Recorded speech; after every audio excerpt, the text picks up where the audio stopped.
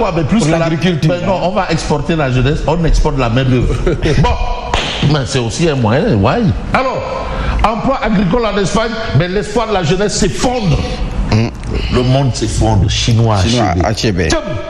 Non, il y a des grands Africains qui ont pensé, réfléchi, qui ont anticipé. Didi Manivar, Manivarette, de la Manivarante. Bismillah. Non, Bismillah. Aïwa, Kai. Didi Manivar. Voilà, tu es out. Merci Didi Manivar. C'est elle qui se charge du montage de tout ce que vous avez. Merci. Alors, l'espoir de la jeunesse s'effondre. 1869 Sénégalais en instance d'être expulsés des États-Unis. Waouh. Ça aussi, il faut tenir compte. Donc, le gros calibre et les Sénégalais mangent beaucoup de pain. Vraiment. Gros calibre, est-ce que tu es gros calibre ou pas gros calibre? C'est des situations qu'il va falloir gérer. Il faut avoir de l'entre-gens. Maintenant, si tu es gros calibre, c'est easy. Oui. Et savoir maintenant, est-ce que tu manges beaucoup de pain ou pas? Oui. Est-ce que c'est toi seul ou bien c'est tout le monde? Bref, en tout cas, 1800... Hein? C'est ça. Bien, c'est ça. 1869 Sénégalais en naissance d'être expulsés des États-Unis. Le ministre Babouba Diagne Pédé demande au gouvernement de se mettre au travail. Ah oui. C'est une bille. Donc, il faut s'attendre à ce que, aujourd'hui, en Conseil des ministres, qu'ils tiennent le même discours. Oui. En tout cas, quand je vois le mot travailler, je pense tout de suite à Brakchiwalo, Mourtigagnol.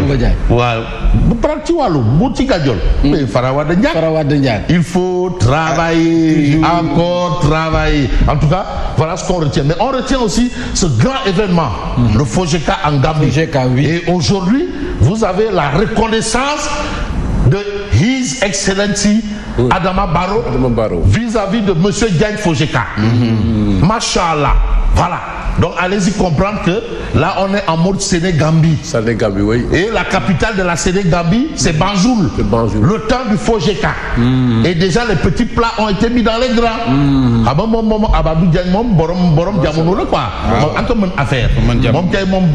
C'est quand? C'est le week-end. Non, ça tombe quel jour? C'est samedi. Le 2, non, on sera au mois de février déjà. Ouais. Oui. Mais en tout cas, le 1er février, c'est le spectacle. La fête de la Sénégambie. Voilà. C'est célébré, je crois, le 1er ou le 2. Bien sûr. Hommage à Moussangom Akassa. Voilà. Jusqu'en 1989, avant l'éclatement de la Confédération. Ouais.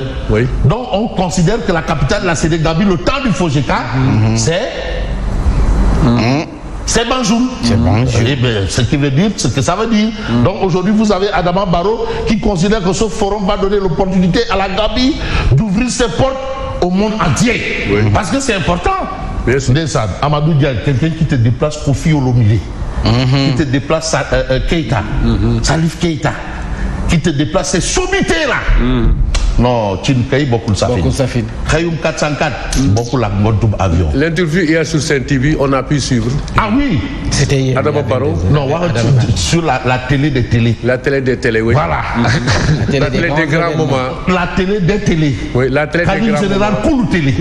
Voilà. Alors, on reste avec Tribune qui nous amène dans une localité, histoire d'évoquer un différend entre les populations et l'entreprise EMBX Ganesha. Alors, Bala Sissoko, représentant des travailleurs, précise et invoque la préférence nationale. Cette société est bel et bien sénégalaise.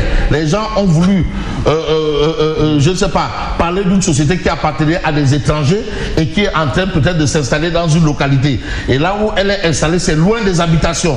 Donc il y a souvent ces problèmes-là. Tu sais, depuis qu'on a lancé le Djoubel là, tout le monde est en train de... Les gens, il y a un petit désordre. Alors, on va s'intéresser à l'As quotidien qui parle de l'accident qu'il y a eu, bien entendu, sur l'autoroute Ila, Touba. Violent collision entre un bus et un médical à Bambé, 11 morts et 3 blessés graves dénombrés.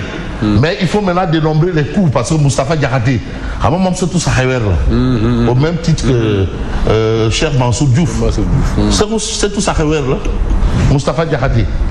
Libéré de prison, Moustapha Diakhaté nargue Sonko et Diomaye. Il a repris du service. Ah oui. Non, en termes de Mbolde Bouri, de Touy et de bombes à fragmentation avec Moustapha Diakhaté, Ndordou Bayona. Voilà une Ndordou Bayona. Allez-y demander à la BCAO, on va vous en parler de Moustapha Diakhaté. Allez-y demander à Ablaïwan qui va vous dire que lui là, il a été dans mon camp, mais c'est le premier à me combattre. Voilà. Allez-y demander à Macky Sall. Le gars là, il a été avec moi, il a été le premier à me combattre. 24 mais derrière. Alors, Archives nationales, Dr Adama Ali Pam décède les trous de mémoire de l'administration. Il fait mon professeur. Alibad. Alors, affaire Fabango, Maître Doudou décède des irrégularités de fond. Mais on ne va pas faire peut-être probablement ou peut-être concevablement dans la forme. On va évoquer un autre journal qui parle de l'actualité parce que l'actualité est bien entendu diversifiée. Comme je disais tantôt, on va prendre un journal comme Les Échos, Gabou annuel de Louga, le message de Serigne Mansour si aux autorités. C'est là où je parlais tantôt de la zone Aïdima Toualo, Aïfanaï, Aïdar et Salam. Ça c'est chez Eliman Boubacar Khan, qui a été un grand pionnier de l'islam. D'ailleurs, il est celui qui est considéré comme le marabout de Cheikh Omar Al-Foutiou Tal. Ah oui, c'est lui son guide, qui a été son guide. Et aujourd'hui, on vous dit que cette localité-là va avoir de la lumière. Et il y aura un pont, parce qu'il y a un grand ziara là-bas de Eliman Boubacar Khan. De toutes les façons, saluons un peu ces gens-là, les Karaskan et les populations de Tchékan. Tchékan, c'est du côté de la Mauritanie, où le maire même est un descendant de Eliman Boubacar Khan. C'est une grande famille religieuse, vraiment, et leur localité aujourd'hui va connaître l'électricité. Depuis les indépendances, c'est le seul site religieux où il n'y avait pas de courant. Ils se sont battus, au moins, alhamdoulilah. C'est au moins un profit qu'ils ont tiré de Diomaye Sonko. Alhamdoulilah, au moins quand c'est bien fait, c'est bien fait. Mais maintenant du côté de Djahaoussine, il y a une localité là où il faut aussi aller mettre Djahaoussine. Il y a une localité où il faut aller mettre le courant et c'est important. Bon, vous avez Moustapha Diakhaté défie encore le régime. Je ne me tairai jamais. Je ne me tairai jamais. Ce sont les propos, bien entendu, de Moustapha Diakhaté. Mais vous avez Moustapha Diakhaté dans le quotidien. Moustapha Diakhaté ressort les crocs. Donc, Moustapha Diakhaté reprend du service. Et d'ailleurs, même ce pourquoi il est rentré là, il a répété ça. Oui, il l'a répété. Il l'a répété. Oui, de but en blanc. De but en blanc. Oui. On lui a pris, demande qui baigne qui, c'est tout ça, Fatma là. Qui, c'est tout ça, Bon, vous avez ça. Et on a Terrain quotidien. Voilà. Pionnier de la démocratie sénégalaise. L'hommage de la société civile à Maître Sidiki Kaba. Notre Sidiki. Le Dougoutigui. De la matinale. Non, il est non seulement Dougoutigui, il sera évidemment Diamanatigui. Mais actuellement, il est le Waraba. Le Waraba. Le Gaïdé. Le Marodi. Du Sénégal oriental. En tout cas, voilà un fait et une consécration devant ses pairs. Ça veut dire ce que ça veut dire. Mais dire que l'actualité aussi, c'est les enfants de la rue, c'est faire référence au point actu ce matin.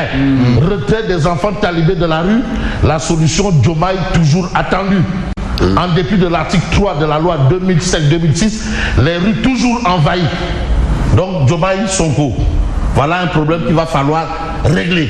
C'est vrai qu'il faut régler l'administration, il faut mettre en ordre des chiffres truqués, mais là aussi c'est un souci. C'est un souci, probablement ou peut-être.